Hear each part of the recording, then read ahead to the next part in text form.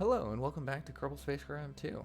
In today's episode we are going to show you how to utilize a pretty simple mod called InputBinder to be able to use any kind of joystick or throttle control that you may have and fly airplanes in a much more fun style. So let's hop into a creative mode, just jump on into the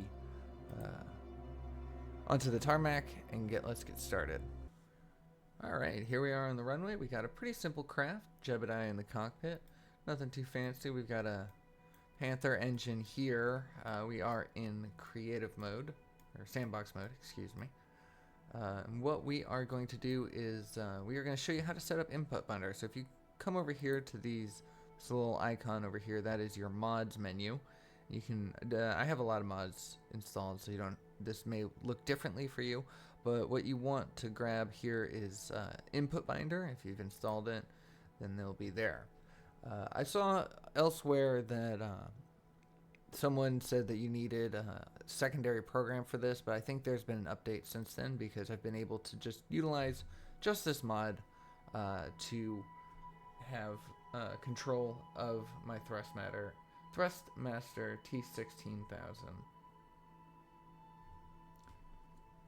There's this little guy right here.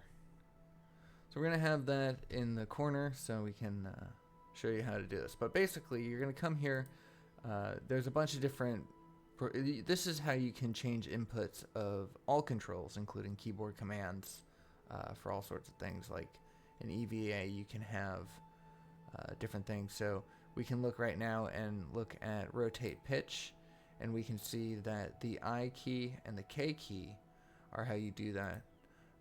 However, we can add a second set of controls, and this is what we're going to be dealing with today. So let's get out of that.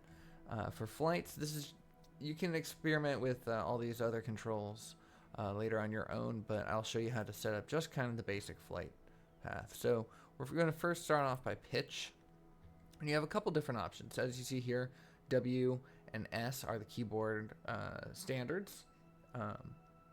However, we are going to rebind them here. So we see that negative is the W, so that way we know that if we press the W key, we go forward. And if we rebind the positive one and pull back on the stick, we now have lift up and down. So as you see here from the wings, those instantly start working. So let's go ahead and do roll. Normally it has you on Q and E for roll, but I don't like that. I'm going to actually rebind that to A for the negative and D for the positive. I like to keep my hands on the WASD rather than having to go up for the E and the Q. I feel like it's a little more awkward, so let's go ahead and while we're at it, rebind this. So the yaw is going to be Q and E, because we use yaw a lot less. We still need it, but back. We still need it, but we're not going to do that. So anyways, back to roll.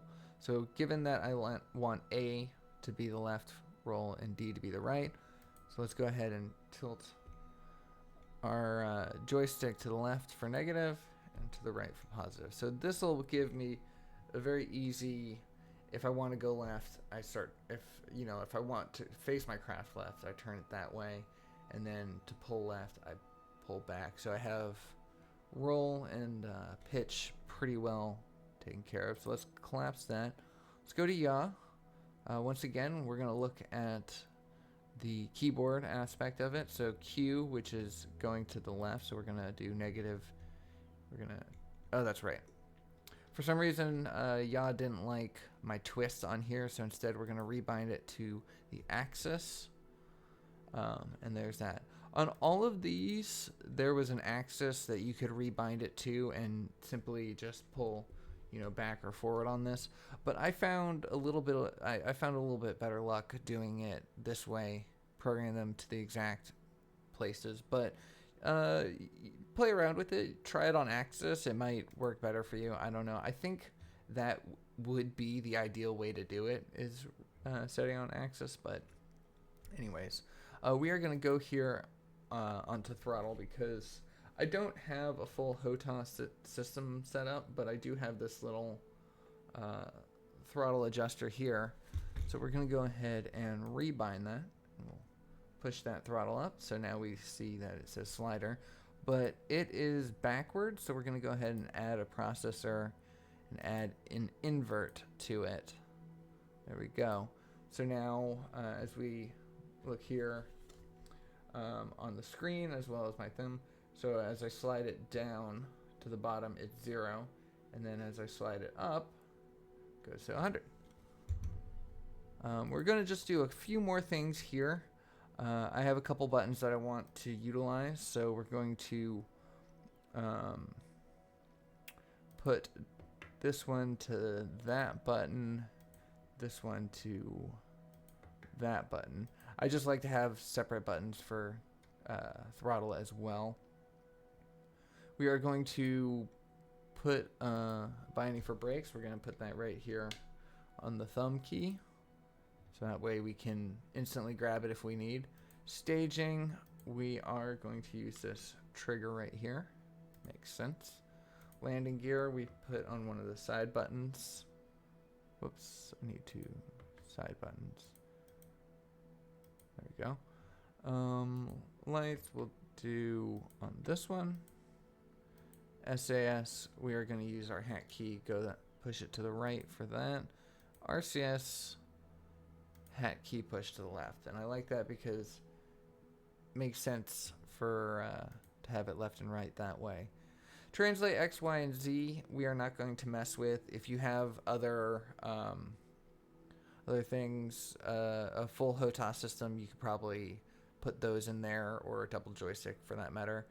You may, if you want to not utilize the toggle SAS or RCS, you may be able to utilize some of these translate keys in your hat, but I haven't tried that. So we have all that. Let's collapse this, and then the only one I want to do now is time warp stop. I'm going to push that up. There we go. And time warp increase, I'm going to push that down. So on my hats. And my reasoning for this is because it's a lot easier to push up on a hat than it is to pull down. See, as you see, I'm time warping right now, pulling down, but then I press up and it turns off. So that's kind of I can do some time control without having to take my hands off the keyboard. Unfortunately, you will still need to use your mouse to move around. You can do a chase camera or a horizon camera. Oof, I think that might make me sick. Yeah, I don't want to do chase camera. So we're going to do just auto for that. But yeah, so you will need to use your mouse a little bit for camera control. Alright, so with those in, let's bring up InputBinder. Let's go ahead and save this. Let's save this as default plane. We're going to make that the default and save. And close that. Alright, so let's go ahead and take flight. Jebediah Kerman has been patiently waiting, and he will now be able to utilize this wonderful piece of technology for the first time. So let's go ahead and hit stage. We've got a little flame indicator. We're going to push our throttle up ever so gently. Let's see that we actually have control there. Turn our brakes off. We're going to use yaw to turn straight back onto the runway. See, it is useful here, but in flight, really, it's not, in my opinion. We're gonna take off. It does get a little squirrely right at takeoff. I've noticed. As you saw there, I pulled in my landing gear. Oh yeah, and we're gonna turn SAS off. There's no, at least I haven't found an auto fly-by-wire, atmospheric autopilot fly-by-wire. I might have to take another look, but as far as I can tell, there isn't. So RCS is, or SAS is kind of a weak equivalent. we go. So you buy the KSP. We do have an IVA mode installed, and it is mostly possible to fly this way. So as you see, we're pulling like that, and we can kind of look around. There's no way to keep your camera still except for to not use the mouse. Okay, we're losing control here. Let's get back on track. There's no way to keep it from using the mouse's movement at the time for the time being. I don't know if the mod author plans on revisiting this mod and upgrading it at all, but I would really hope so. If someone could initiate a really just even a decent IVA mode, I would love to do KSP2 POV. But anyways, getting ahead of myself, let's go ahead and lower our throttle. We are not coming in at the right angle at all.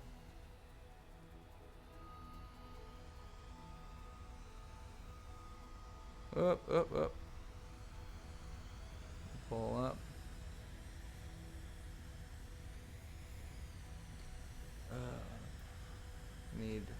Need camera control.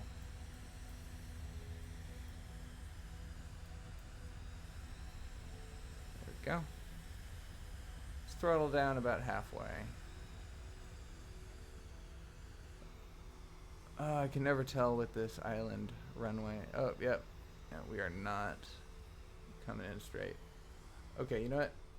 Second pass. Second pass will be the charm.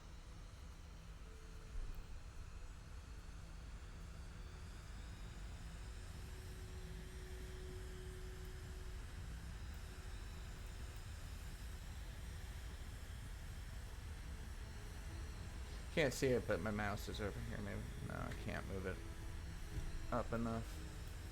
But yeah, when I switch hands like this, it's because going onto my mouse. Go ahead and pull this back. And you see how having the roll on the left and right keys, or the left and right axis.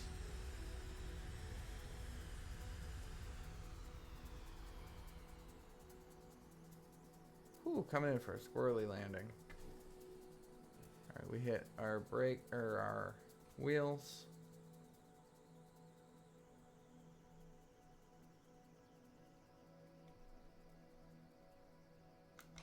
Oh, oh, oh. Let's try that again. That was too bad of a landing. Let's go one more time. Alright, so now we don't have anything to do except for throttle up. Let's see right there. Throttling up. And brakes are off. Let's turn SAS off. Let's stage.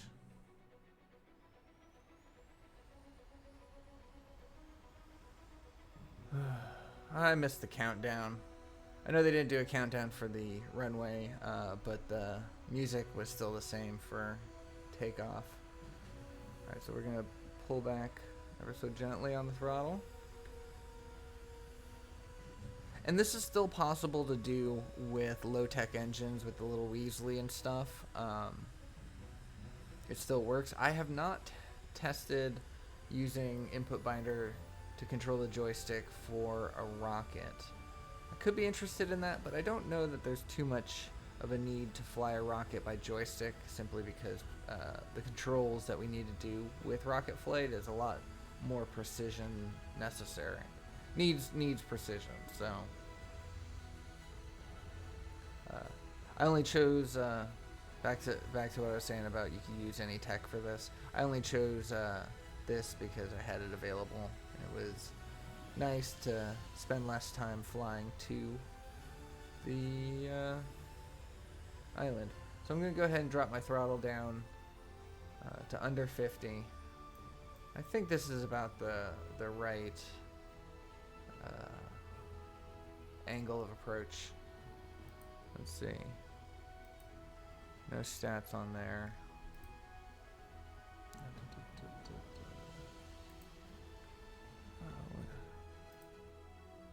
Okay.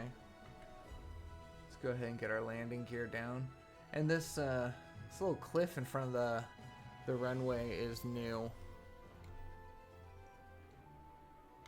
Stage our parachutes. Oh, no, that is not gonna work. Full throttle.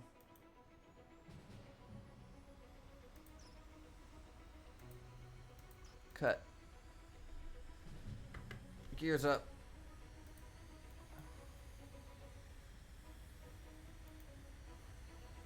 Can I repack?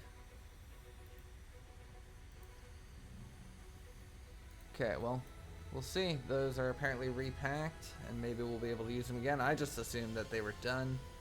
But the joys of a different system. Alright. Take, what would this be? 4? Let's take 2 in the flight, but take 4 of the pass, I would imagine. So I'm using my left hand to pull back to adjust my pitch. I'm using my right hand on the mouse to adjust the camera. Lower our throttle. Coming in pretty fast. I think that's been my main problem here. Alright, kill the engine entirely. Wheels down.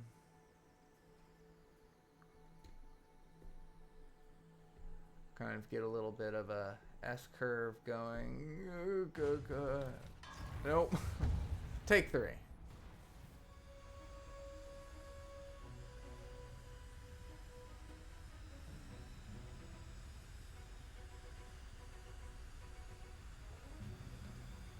I'll try flying in chase camera. This is actually a lot cooler than I thought it would be.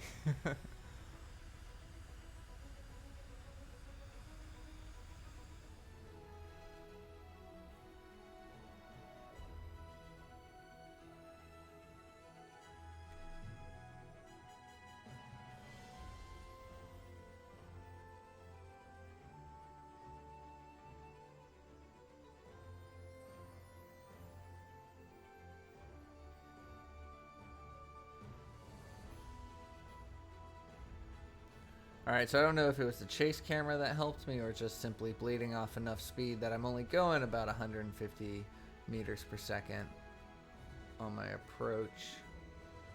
But I think this one might be the one. Let's get our landing gear down.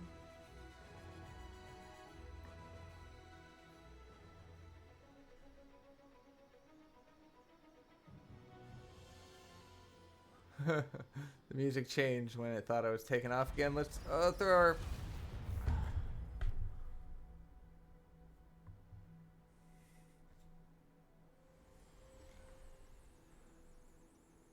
you know what they say, last time's a charm. We got no throttle coming in. We're basically just a glider now.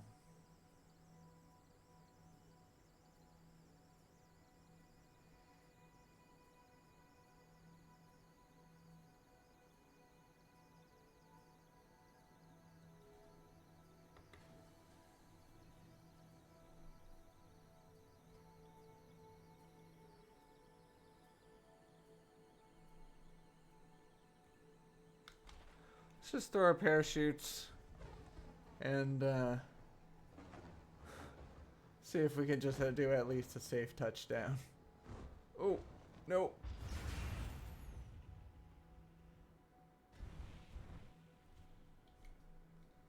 Well, you know what? I did say a safe touchdown, and all that matters is Jebediah is safe and alive. That is where I'm going to leave today's episode. I mentioned before that according to another source, there is another program that is necessary. However, in my limited testing, but testing nonetheless, I found that all you need is the InputBinder and Joystick. I don't have the throttle, so if anyone else has a full HOTAS system, and knows how it integrates, I would love to hear that feedback. But anyways, that's where I'm going to leave today's episode. Thank you so much for watching. I hope you enjoyed it. I hope you have fun playing Kerbal Space Program 2 with the joystick. If you did, if this was helpful, please consider subscribing. Drop me a like. Let me know your thoughts, and I will see you all in the next one. Take care.